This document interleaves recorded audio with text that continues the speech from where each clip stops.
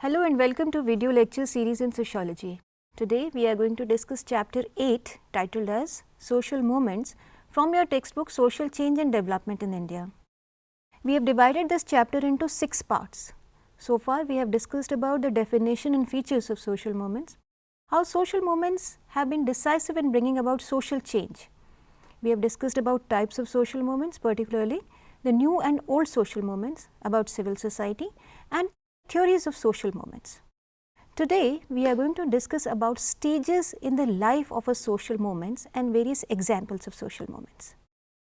Now you know, as globalization is changing and reshaping people's lives all over the globe, new structures and patterns are emerging. These new structures and patterns pose a different and a new set of challenges to people. The new problem and concerns are no longer traditional and limited in nature as it used to be in the past. The new problems are represented by new age social movements. The new age social movements account for the massive and rapid social changes brought by the process of globalization. New social movements are quite diverse in nature as compared to the past. Instead of focusing only on issues of economic inequality and social discrimination, the new social movements are focusing on social and cultural issues. They focus on quality of life, on self-determination among the marginalized or discriminated sections of the society, say Dalits in Indian society. Unlike past, a majority of participants in the new social movements belong to educated middle class. They usually challenge the legitimacy of institutions of power. They have both global and local appeal and orientation. Although their focus may be diverse, yet these diverse issues are often interrelated. Say for instance, eco-feminists associate environmental issues with patriarchy or labor rights and are seen within the broad framework of human rights, talking about the rights of the women. Social movements do not develop or grow randomly. Despite differences in issues that all these social movements raise, social movements roughly follow the same process of development. These are called as the stages within the life of a social movement. The research shows that social movements have a specific pattern of development, where one can identify certain stages within the social movement, that is, from the birth to the culmination or end of the social movement. The life of a social movement from its emergence to its end can be analyzed in terms of certain stages. What are these stages? Let us discuss them one by one for better understanding. The first stage is the emergence, obviously the birth of the social movement. This is the preliminary stage when inception of the movement takes place. Social movements usually start with a feeling of discontent among people. This feeling develops into greater resentment among a substantial number of people who may feel they are relatively deprived, excluded or discriminated or marginalized in society on the basis of economic, political or cultural factors or resources. At this stage, some people emerge as leaders who mobilize, organize and guide people to take an action in order to press their demands and change the system. The second stage is called as the stage of consolidation or coalescence. This is a stage of greater association among members of the movement. At this stage in the life of the social movements, the members or participants organize themselves and start raising awareness among people regarding the issue that they are fighting for. The members may acquire a formal organizational structure. Raising of awareness among people may also mean mobilizing resources, adopting and involving strategies such as media campaign to spread the issue among general people. The third important stage in the life of a social movement is that of institutionalization. At this stage, the movement becomes formally organized. It acquires structure of a bureaucracy with clearly defined roles and responsibilities, a hierarchy and a division of labor between members part of this organization now. The leaders who initially lead the movement on the basis of their personal characteristics are now chosen on the basis of their qualification and eligibility, such as in rational legal authoritative systems. This is the time when it is most likely that movement may lose its vigor and strength as bureaucratization may alienate some of its members. The last stage in the life of a social movement is its death or the decline of social movement. Even if social movements may run for years, still they have to come to an end. They do not disappear or vanish without trace. Social movements see a logical conclusion. And conclusion does not necessarily mean that they become successful only, but they can have other ends also. Apart from success, what are the various conclusions or ends that can be seen as the fate of a social movement? The first one is obviously a social movement can succeed. The cause or issue for which they fight might be accepted. Formal laws may be passed to ensure that the demands of the people are met. For example, women had to demand and fight for voting rights in a large number of countries world over. Their demands were subsequently met. With getting right to vote, the movement came to an end. This is an example of success of a social movement. The second logical end could be co-optation, which means to assimilate into one's own group. At times, the people in power or authority may try to weaken a movement by adopting either a partial or a mild or soft version of the agenda put forward by the members of the social movement. They adopt strategy to weaken the movement by offering the leaders some lucrative positions and buy their interest. Such a move can create conflict between the members of the social movement, and hence the strength of the movement may break down or it may die. The third possible end to a movement can happen by the displacement of the goal. Now, what do we mean by this? As you know that social changes occur slowly, it takes its own course of time, and at times authorities and polity is very slow to respond to the demands of the people. A particular movement may run for years without any output. In such a case, it is difficult to maintain the initial level of enthusiasm and morale among people or members of the social movement. If the result takes some time to come out, then the members may tend to lose focus and patience. Some of them may start abandoning the cause altogether. Displacement of goal or shift in focus can occur when movement concentrates more on maintaining and running its organizational setup, that is formal rationality, rather than the cause it intends to focus upon. Yet another possible conclusion of a social movement can be fragmentation or division of movement. Some social movements after initial stages split or get divided into separate social movements or smaller movements within the greater social movement. Members who initially share similar views and have consensus on the nature, structure and goal of the movement may later disagree on alliance, modes of action, leadership, organizational structure, sharing of roles and responsibility at times, and also about strategies to pursue the movement. Hence, what happens when conflict becomes impossible to manage or explodes, then movement might get divided into separate movements with different focus and demand from different set of people or factions within the social movement.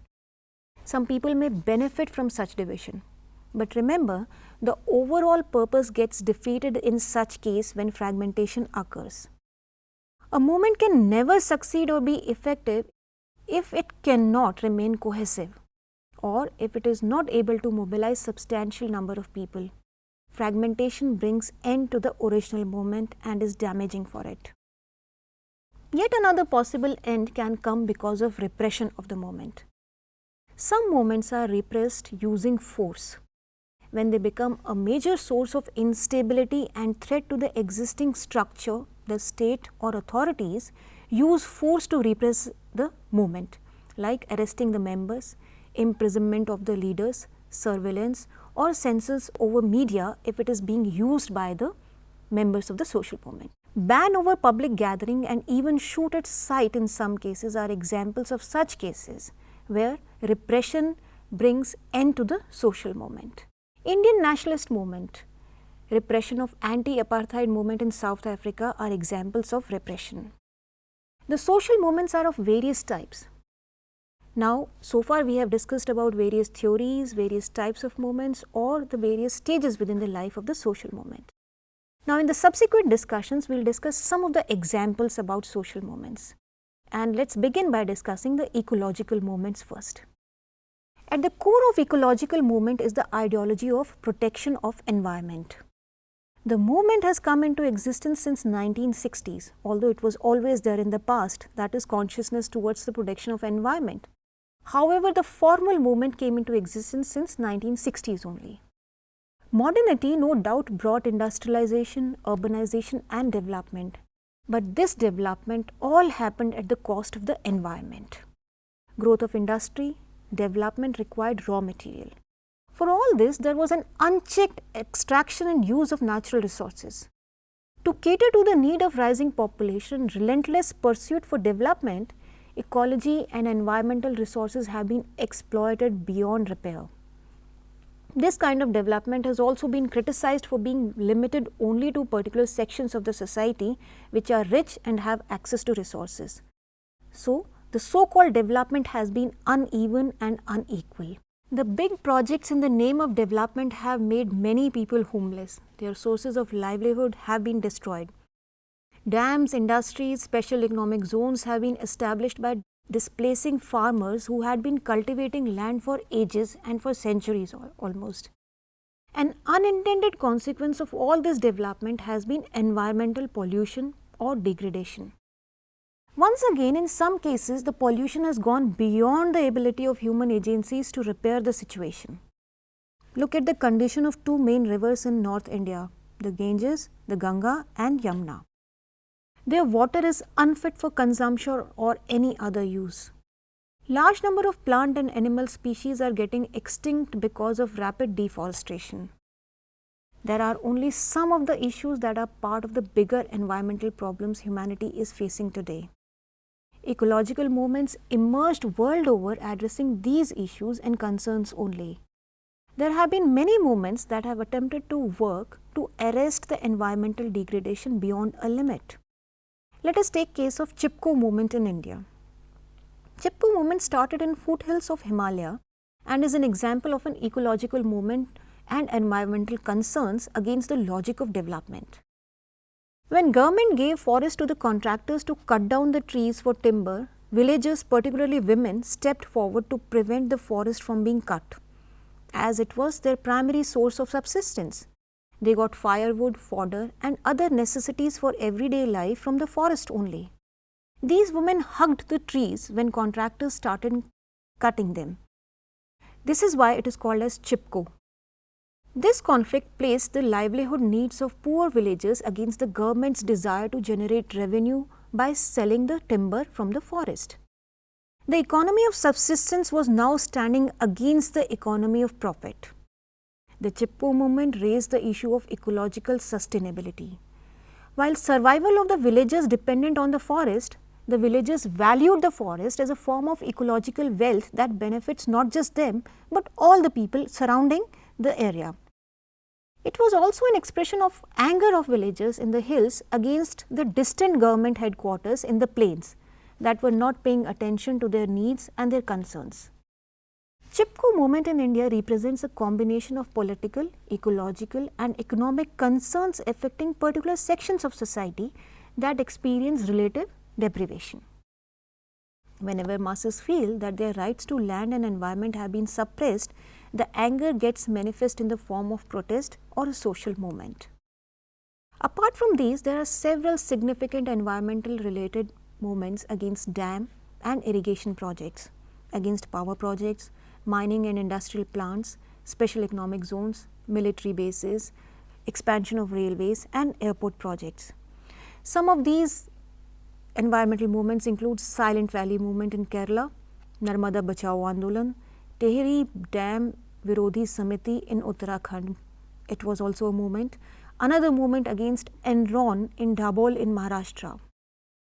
Now, apart from these environmental movements, let us take some examples of tribal movements. A number of tribal movements in India have emerged around environmental issues only. They are different tribal groups spread all across India. Many tribal movements are located largely in the tribal belt in the central India, in the Jharkhand, Chhattisgarh, Madhya Pradesh and adjoining regions inhabited by tribes such as Santals, Hos, Orans and Mundas. Adivasis, particularly in Jharkhand, have been experiencing marginalization and injustice for years. They were exploited by the migrant traders and moneylenders who settled in these areas and appropriated wealth and benefits, leading to impoverishment of the local people or the Adivasis. The resentment against or the anger against this injustice culminated into a movement for demanding a separate state. The core issue against which the tribals mobilized themselves were acquisition of land for large irrigation projects, mining and firing ranges, or collection of loans also, rent and cooperative dues, nationalization of resources and forest produce. The natural resources and land belonged to Adivasi communities, but it was being appropriated by the others, those who had come from the outside. These resources were part of their life, which they did not want to leave in the name of development, because development did not benefit them at all. It was uneven, leading to inequality. In fact, they felt left out in the process of development. Even in the northeast part of India, there was a discontent among major tribal groups. Being conscious of their distinct identity and traditional autonomy, many of the tribal groups were not willing to be part of general region in northeast in Assam. These tribes were able to maintain their own worldview and social and cultural institutions with little external influence. One central issue that binds all these tribal movements from different parts of the country is the issue of tribal rights over forest and land, and that is related to environment and ecology only. Here we can see ecological issues are being combined with issues of cultural identity and political representation and underdevelopment of certain regions. What do these examples show? These examples demonstrate that the boundary between the old and new social movement is not clear-cut, as one can think of. It also shows that such social movements emerge around a mix of social, cultural, economic and political issues. We have seen that among both Chipko and tribal movements in different parts of India, the central concern was ecology or environment, particularly related to forest and land, the source of subsistence for a large number of people and the source of livelihood also. To conclude, let's summarize what we discussed in this lecture class. We started our discussion by understanding the life cycle or stages in the life cycle of a social movement in terms of its birth, growth, institutionalization and its death or culmination. We discussed about the possible outcomes of social movements from success at one end and failure at the other end. We discussed about the examples of Chipko and tribal movements, showing a similarity of concern between these movements, a combination of old and new movement. In the next lecture class, we will discuss about class and caste-based movements in India. Till then, you can enjoy reading this part of the chapter. Thank you.